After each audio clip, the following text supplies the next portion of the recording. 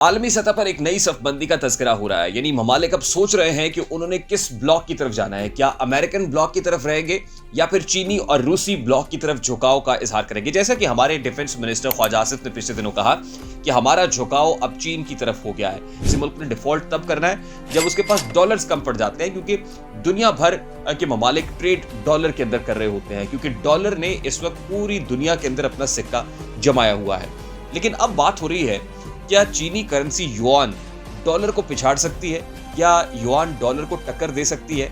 क्या डॉलर की हक़ हुक्मरानी को खत्म करके सल्ब करके क्या युआन अपनी सल्तनत पर विराजमान हो सकता है? अस्सलाम वालेकुम मेरे सादा से पाकिस्तानियों, मेरा नाम रेहान तारिक है और आप मेरा यूट्यूब चैनल और फेसबुक पेज देख रहे हैं।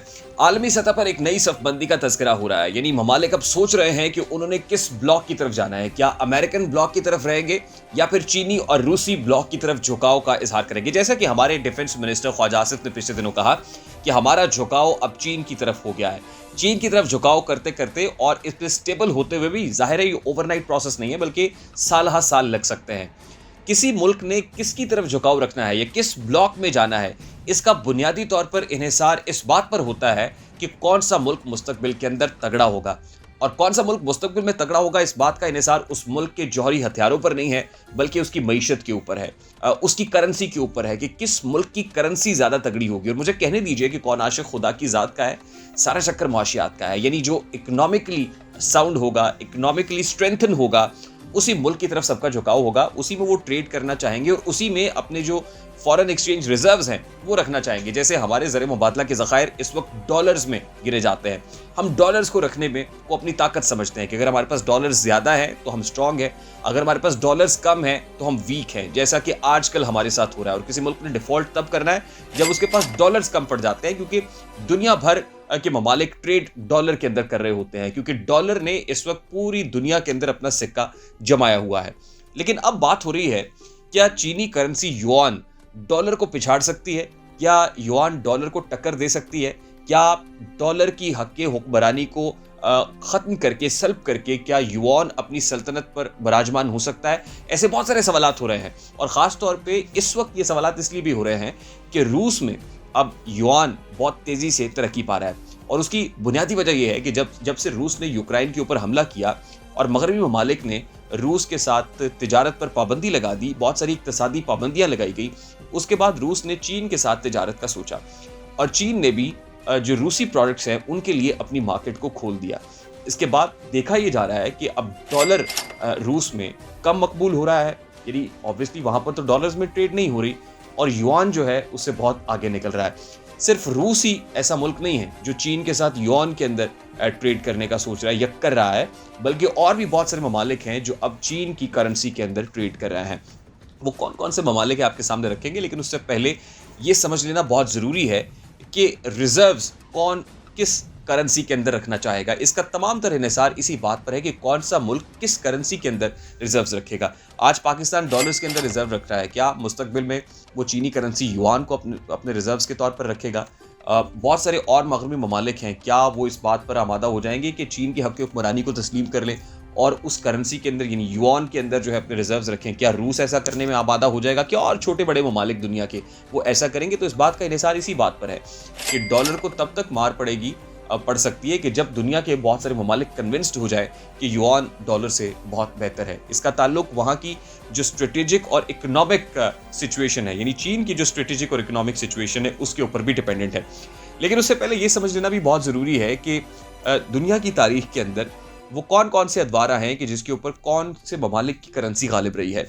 1450 के बाद अगर हम बात करें तो 1550 में यानी 15वीं सेंचुरी के अंदर हमने ये देखा है कि पुर्तगाल की करेंसी गालिब थी और उसके बाद इसी करेंसी को स्पेन की करेंसी ने पिछाड़ा था। उसके बाद जब बात 17वीं और 18वीं सदी में पहुंचती है तो हम देखते हैं कि नीदरलैंड और फ्रांस की करेंसियाँ जो है वो बहुत तगड़ी होती हैं 17वीं और 18वीं सदी के अंदर। और उसके बाद फिर जब बरतानवी साम्राज्य का सूरज तुलू होता है तो फिर बरतानिया का पाउंड या स्टर्लिंग नीदरलैंड को या फिर फ्रांस की करेंसियों को अपने ज़ेरे तसल्लुत ले आता है, पिछाड़ देता है और आगे निकल आता है। फिर हमने 19th सेंचुरी के अंदर 1930 के बाद हमने देखा कि अमेरिकी करेंसी बहुत तगड़ी हो गई और दुनिया भर के अंदर डॉलर्स के अंदर ट्रेड होने लगी। डॉलर को एक करेंसी के तौर पर लोग अपने फॉरेन एक्सचेंज रिजर्व्स बढ़ाने के लिए डॉलर को स्टोर करते रहे। At this point in time क्या हो रहा है कि युआन की ताकत इसलिए बढ़ रही है कि दुनिया के अंदर एक नई सफबंदी की बात हो रही है। दुनिया के अंदर एक बड़ी तेजी से चेंज आ रहा है। खास तौर पे कोविड-19 के बाद हमने देखा कि बहुत सारे ममालिक का जीडीपी बहुत तेजी से नीचे आया। अमेरिका भी उसके अंदर एक है। अमेरिका में इस वक्त इंटरेस्ट रेट्स बहुत हाई हैं, इन्फ्लेशन बहुत ज़्यादा है, अमेरिका की इकॉनमी बहुत हिट हुई है। लेकिन इसके बावजूद चीन की इकॉनमी को उस तरह धचका नहीं पहुंचा, बल्कि चीन की एक्सपोर्ट्स जो है वो अमेरिका की बरामदात से बहुत ज़्यादा बढ़ गई हैं। यानी चीन ज़्यादा तादाद के अंदर एक्सपोर्ट्स यानी खाम माल बरामद कर रहा है, जबकि अमेरिका पीछे है। चीन एक्सपोर्ट्स के लिहाज से बहुत आगे, यानी एक्सपोर्ट्स के लिहाज से इसका मतलब यह है कि चीनी करेंसी के अंदर जो लोग ले रहे हैं सामान, युआन आहिस्ता आहिस्ता अपना सिक्का जमा रहा है। बहुत से ऐसे ममालिक हैं जो अभी भी ये सोच रहे हैं कि युआन के अंदर ट्रेड की जाए। फॉर एग्जाम्पल उसमें ब्राज़ील एक ऐसा मुल्क है जो ये सोच रहा है, जिन्होंने कहा है कि बैनुल अक़वामी जो दीगर करेंसीज़ हैं उनको भी टैप इन करना चाहिए, देखना चाहिए, और तिजारत के लिए अमरीकी डॉलर की बजाय वो युआन करेंसी के तौर पर इस्तेमाल करने के बाद ही अब ब्राज़ील के बाद अर्जेंटीना जो उनका पड़ोसी मुल्क है वो भी ऐसा ही सोच रहा है। यानी ब्राज़ील और अर्जेंटीना ऐसा सोच रहे हैं।